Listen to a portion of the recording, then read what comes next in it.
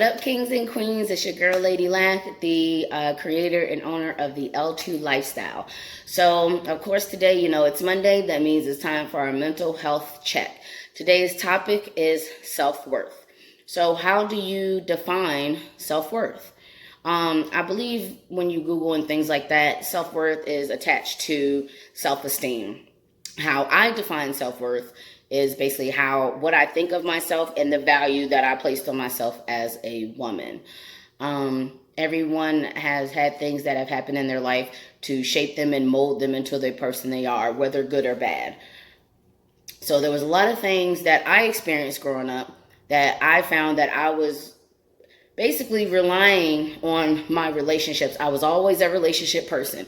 If you ask my best friends, they will tell you I was hardly ever single, because I felt like in my home, excuse me, it's not Corona. I felt like in my home, that I wasn't really heard. I was misunderstood. I felt like that basically how I felt didn't matter. I felt like my words didn't matter even if I did speak. So then I became silent. But I found out that my friends, and specifically my individual spouses over the years, I could really count on them, depend on them, and confide in them. So at one point in time, that's what I was doing. I was always in a relationship. Now, of course, throughout this time, I have completely learned that you cannot rely on other people or other things for your happiness. It all counts and it settles on you.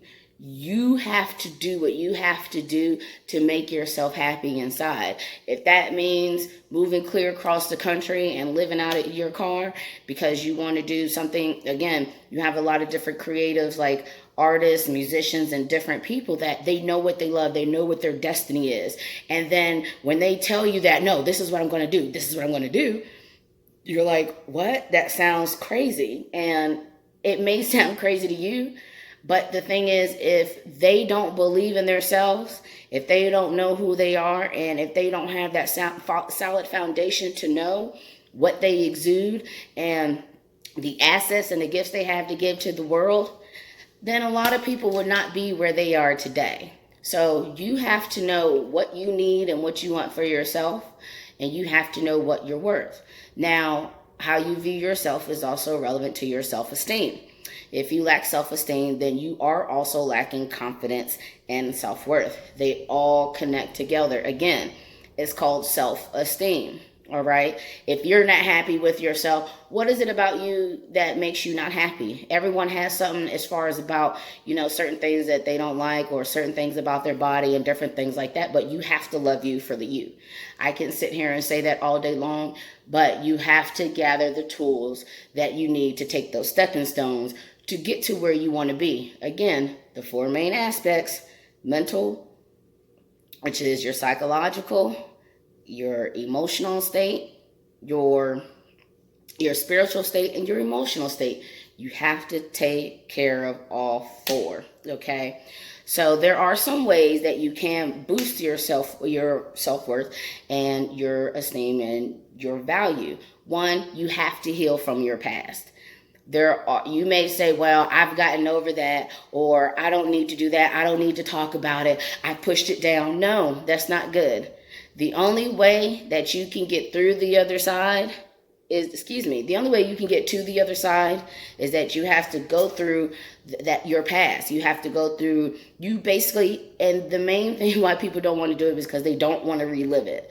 Even if it's just talking to your mom about something that you never told her, talking to your grandparents, and one of the stigma, especially in the African American community, is that they don't want to seek help. They don't want to go see a therapist or a psychiatrist. Because I'm not crazy. It doesn't mean that you're crazy. A lot of us have so many different thoughts and things that go through our head, especially, again, somebody with anxiety.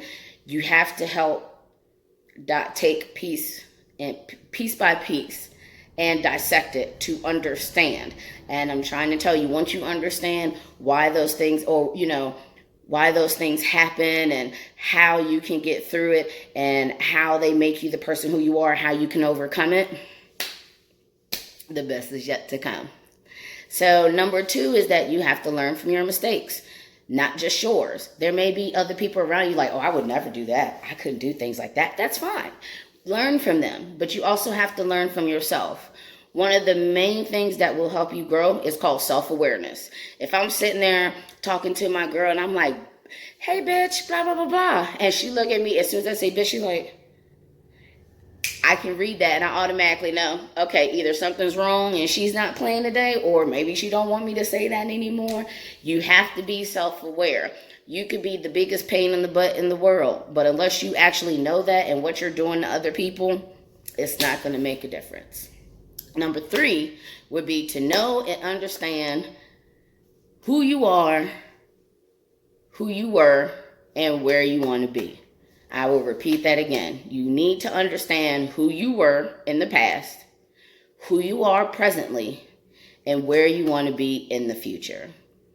A lot of things sometimes happen the way that they happen because there's certain lessons that you didn't learn, or that you didn't take away the lesson that you were supposed to from that mistake.